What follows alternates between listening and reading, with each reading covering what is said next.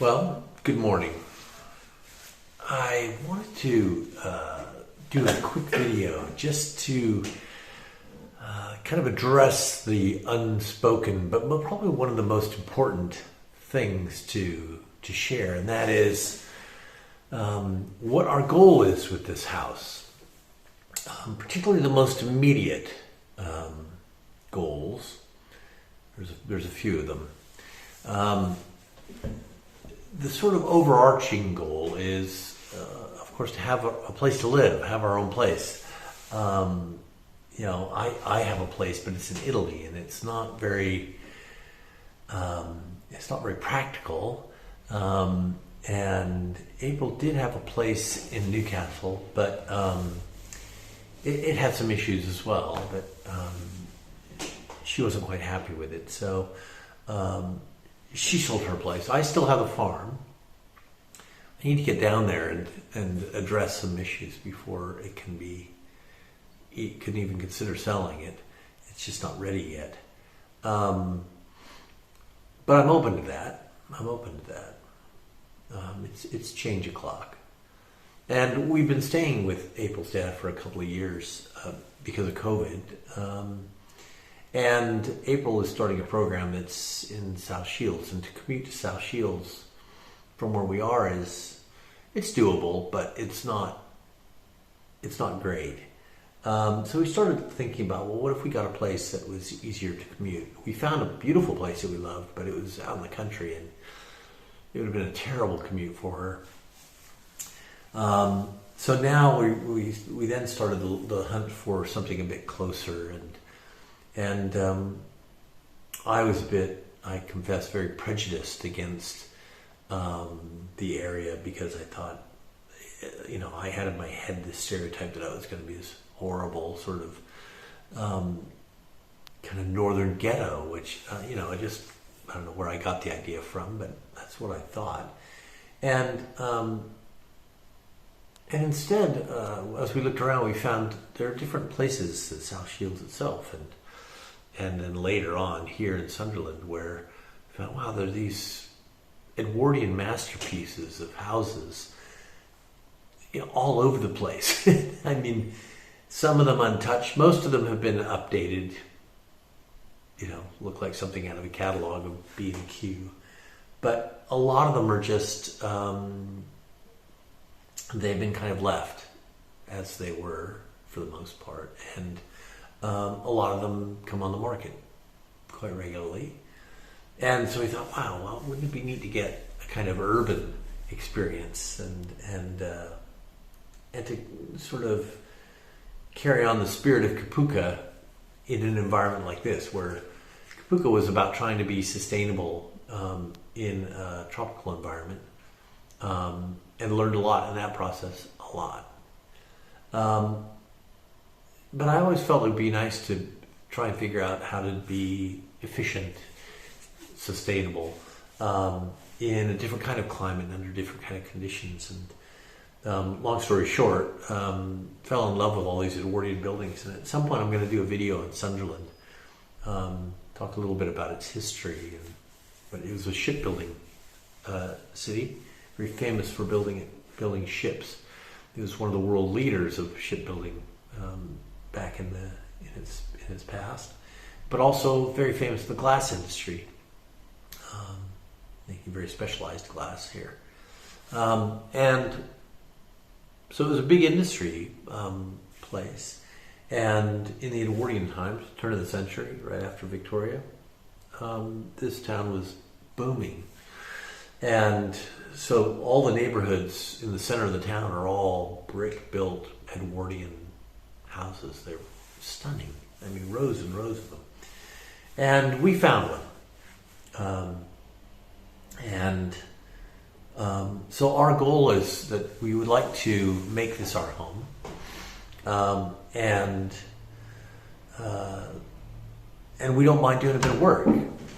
And we found that if we got one that was finished and all nice and done up and everything, it was, by London standards, incredibly affordable. Maybe at the time it was like, well, maybe $180,000 would get you a really nice 3-bedroom, terrace house, all done up, beautiful Edwardian, stunning.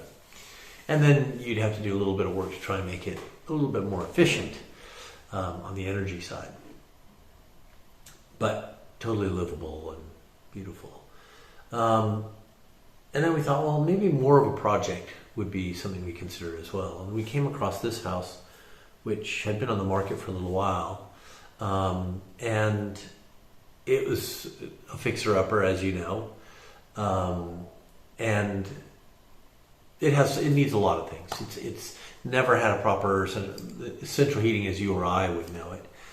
It has had a central heating system, but it was basically a bunch of gas burners, coal gas burners that were mounted on walls like radiators all over the house. And you'd walk into a room and you'd light the match and fire it up, and how this place never burned down is a miracle. But anyways, it doesn't have many of the modern conveniences. All the plumbing is lead.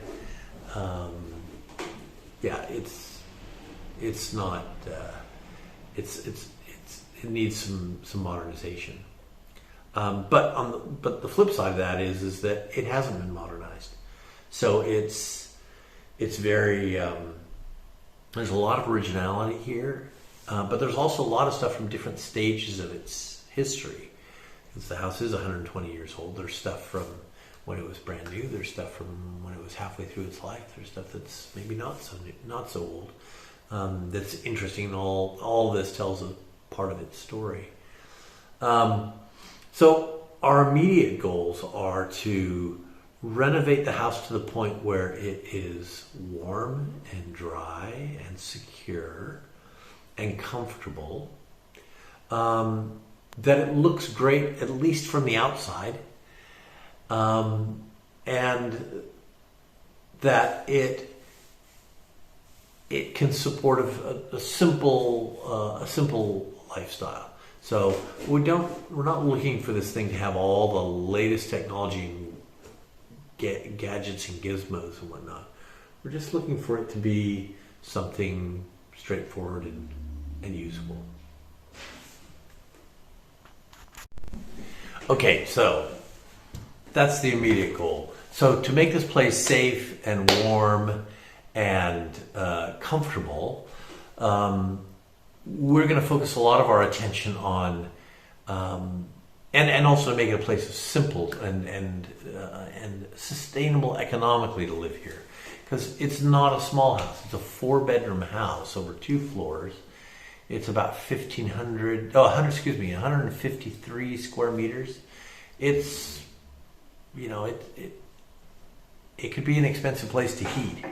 So, and we are up in the north of England, so it does get cold up here.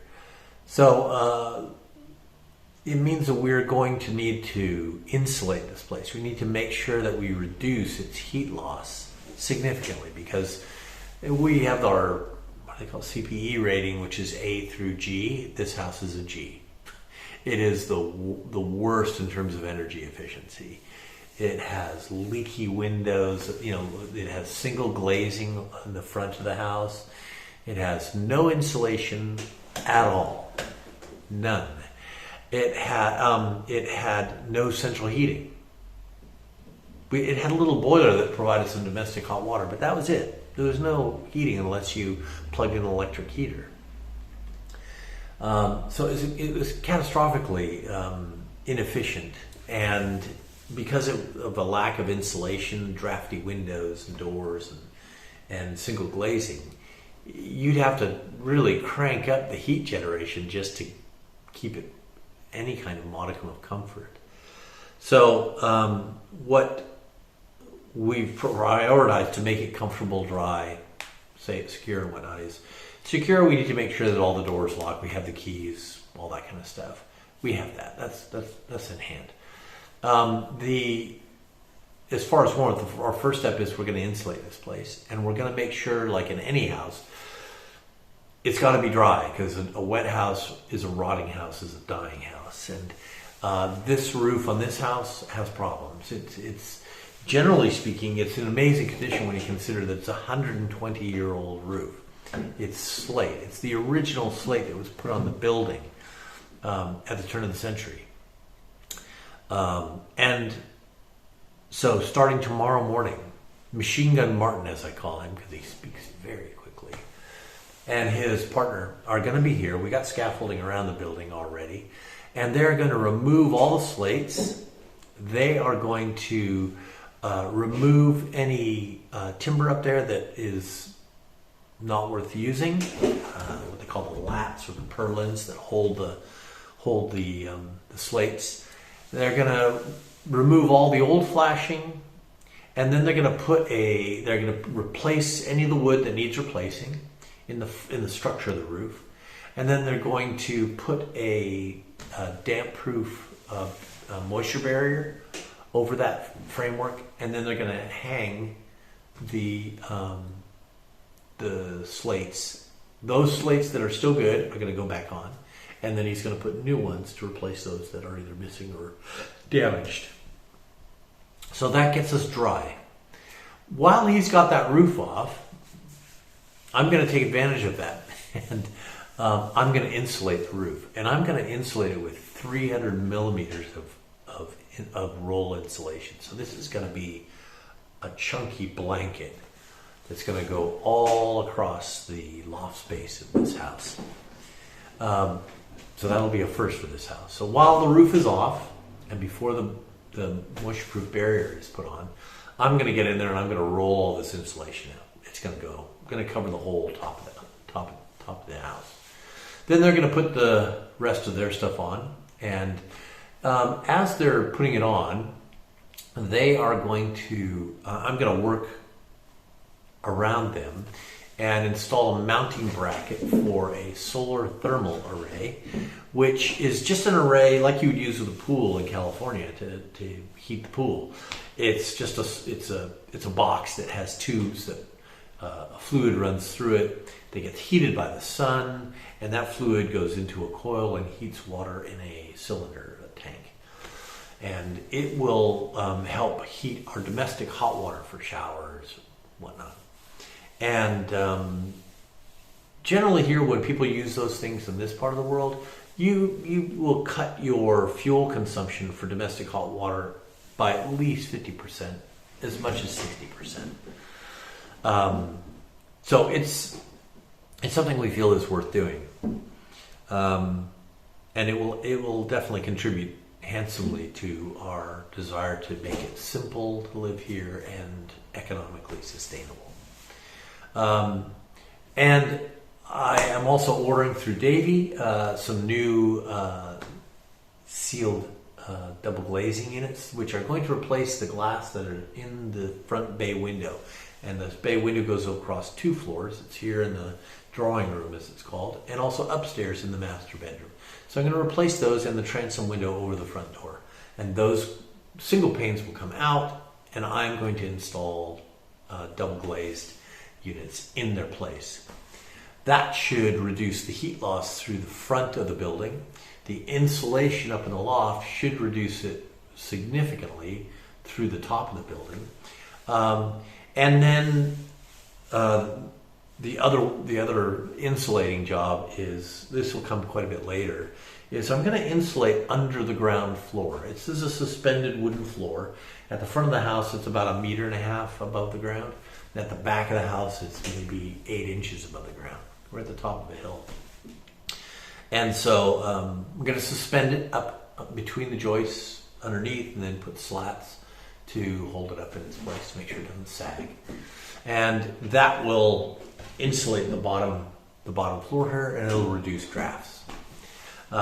People have heard the phrase, certainly very familiar with it here in England, of drafty old houses. And it's worth saying that, is this house a drafty old house? Of course it's a drafty old house. It's got all kinds of air comes up through the floor, between the floorboards.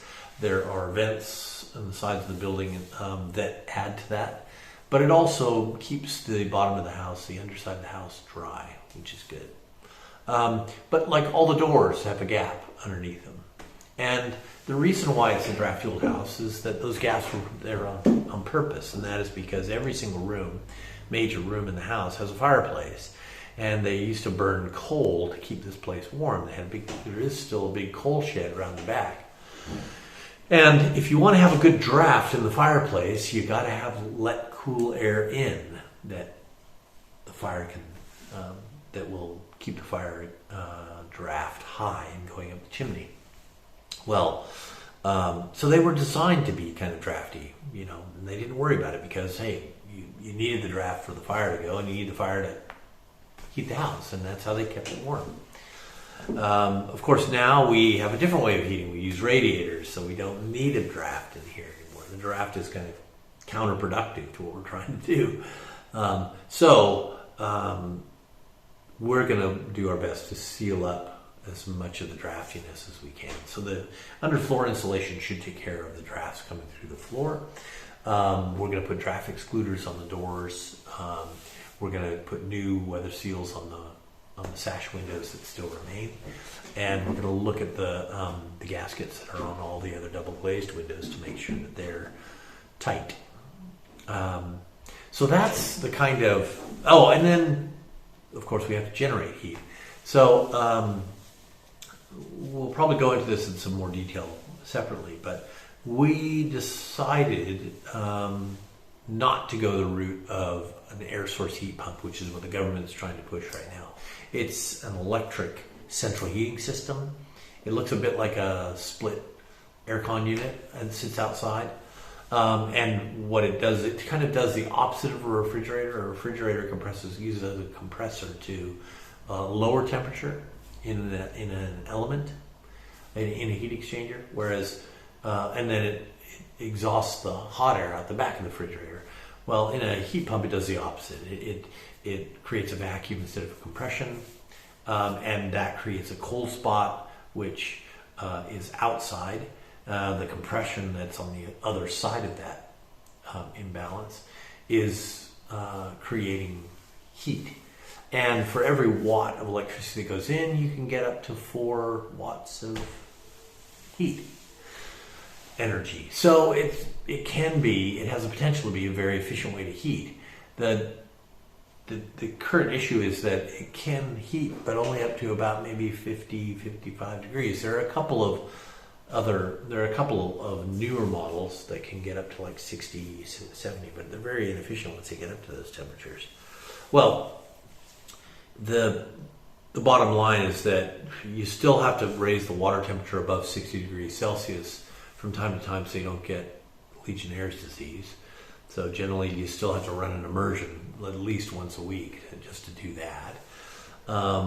And you've got to take into account that in the wintertime it will struggle to keep a place as warm as you might be used to. The other thing too is it functions best because it's lower temperature than a normal boiler. Underfloor heating is really the best way to get the most out of an air source heat pump. This place is all wood. Putting in underfloor heating here, you would basically have to cover every single floor. Or remove them all, bring them down a little bit, and put them into grade. It's just not practical, and the cost to do it would be humongous. The other option is to use radiators. Well, that's fine, but you have to basically increase the surface area of your radiators compared to a normal house that's using a boiler by about 2.5 times. So look around your room, look at the radiators that you may have in your room, and imagine there's 2.5 times that amount. That's what you need in every single room. There is a government incentive program to get you to buy and have an air source heat pump installed, which I believe is flawed thinking, at least the way they're doing it. And basically they'll give you $5,000. The problem is to just do a heat pump and to get it installed for a normal family home, it's about 10. So you got to spend $10,000 to get $5,000 back. So you're net $5,000 out. That doesn't include all your radiators. Now, imagine each radiator costs you, just say they were cheap and they were like 250, 300 pounds each. Count your radiators, multiply that number of radiators times 300 or 400 and see what you get. That's not a small amount of money. Then, okay, a plumber to install a new radiator in every single room. 500 pounds of room, minimum, something like that. It's very, very expensive. And what happened in our budget is we figured out that if we went down the air source heat pump route, we would struggle to fit within our limited budget underfloor insulation down here, or the 300 mil insulation up there, or gas-filled double glazed units for the front windows. We would have had to sacrifice things that we think are really important. And for us, the priority was we've got to get our consumption of heat down before we even think about what kind of heat source we're going to have. We got to make this building such that it doesn't just leak heat like a sieve. Because otherwise we're going to have to scale up this massive heat generating thing. It's going to cost tons of money a month to run. All because we're going to evacuate the heat almost immediately through the walls, through the floor, through the ceiling, through the windows. It just doesn't make sense. For us, we wanted to prioritize getting our consumption down by insulating, making the house an efficient kind of thermal volume. And when we did that, we realized there's no room in the budget for air source heat pumps. So we have gone with the most efficient system boiler we could find. And the good news is system boilers, because air source heat pumps are kind of the flavor of the month, system boilers are relatively cheap. You can get a really efficient system boiler for a fraction of the cost. So say it's 5,000 pounds just to buy an air source heat pump. To get the properly scaled system boiler for this house will be about 1,000 to 1,500. Much cheaper to install. You can almost install it yourself if you have a bit of DIY skill. But yeah, and then you have to connect such a boiler to a cylinder.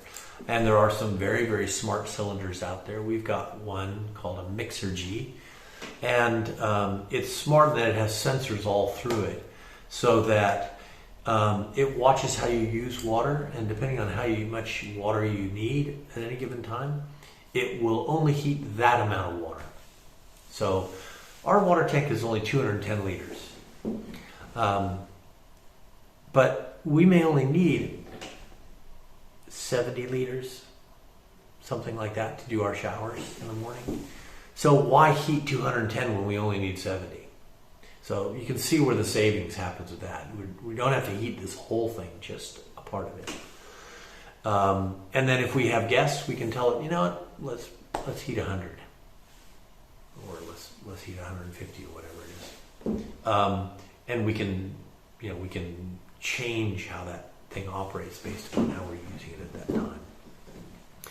Anyways, so we instead of spending money on air source heat pump, which is probably, if not tomorrow's technology or the technology for the future, we're using an older technology, but in a way so that we can afford to put in place other things that will make this house more energy efficient and more economically sustainable.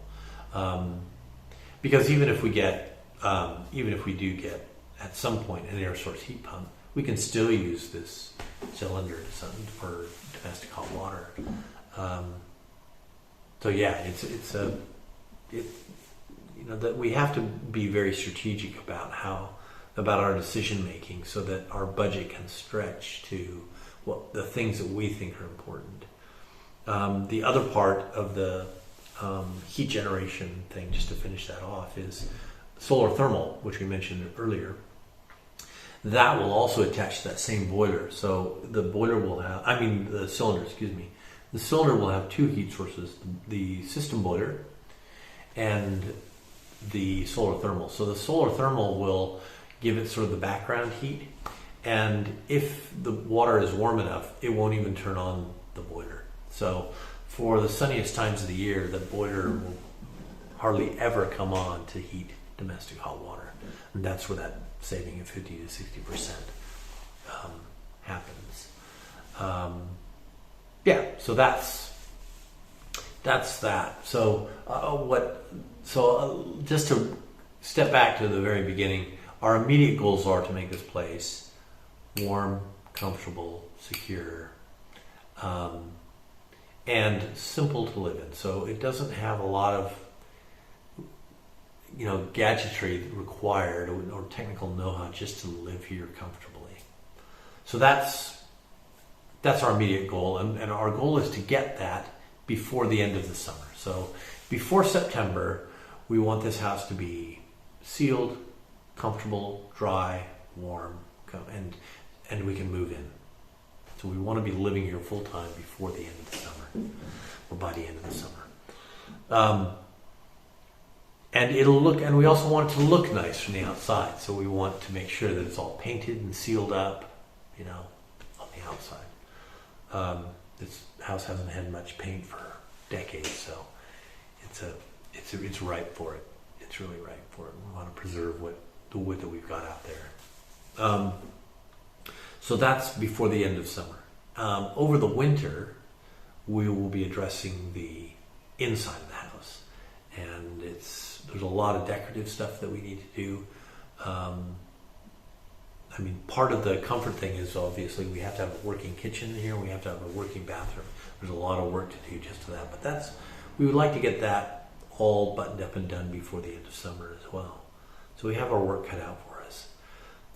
Looks like the roof is going to get done this week. So today we have a new water main going in because the current one is lead. Today we have water main going in, and then tomorrow the roofers arrive, and then hopefully by the end of the week we will have insulation up in the loft and a new roof on the top. New flashings, all sealed up, dry as a bone, and warm as toast. So that's kind of this week. After that we have lots more. We have lots of flooring to put in, so we can put in the boiler and the cylinder, which hopefully will be next week. Not this week, but next week. If not next week, the week after. And then we can test the central heating system, and we'll have central heating in this house, hopefully, within 2-3 weeks. And domestic hot water, We'll have both of those at the same time. And then we got to do flooring up in the bathroom so we can put all the shower and the toilet back. And we have a new toilet. We're going to have a new sink and a new shower. So, boom. That's probably, if we can get that done by the end of the first week of August, that would be great. And then there's a ton of decorating to be done here. We still have, like I said, insulating the ground floor. That's a big job. And then all these floors are going to be sanded. This whole house, the flooring is Baltic pine that is original to the house. And we're going to sand all that, and we're going to finish it.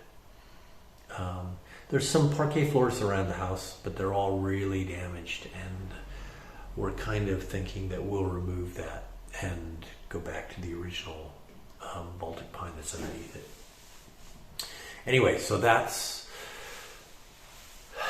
end of summer, comfortable, dry, warm, economically sustainable, and living in it. Over the winter, we're going to work on the decor. So that means sanding, finishing floors. It's going to mean stripping artex off of all the walls, trying to bring back some of the architectural elements that we've uncovered that all over the house that need restoring. And that's going to take all winter long. Because as you know, it's restoration or building is one of these 80-20 things where you get 80% of the noticeable change happens in the first 20% of the project. And then over the other following 80% of the project, you're getting tiny little things that are really important, but that they're not as visually, stunning or noticeable. You will when you get into it. So yeah, so big change in the first between now and the end of August, and then probably just a little incremental change, visual change from there on. But taking much longer. I think this whole restoration project is going to take at least a year. We started a month ago. So we're very early on into this project. And as with any old house, you're going to dig through things and you're going to find stuff.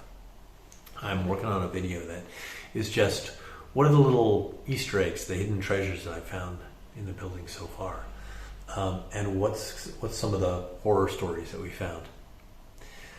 So stay tuned for that. If you get a chance, if you like the video, give it a thumbs up. If you want to get notifications, click the bell and get notifications, and please do subscribe so that you know you'll be notified when a new video comes out. Because I'm trying to do them every week or every other week, but sometimes these videos will come out more frequently. So anyways, that's the start. That's our goal, immediate goals. If you have any questions, put them down below or send me a message, okay? Okay, big week. Time to put a roof on and get a new water main. Talk to you later.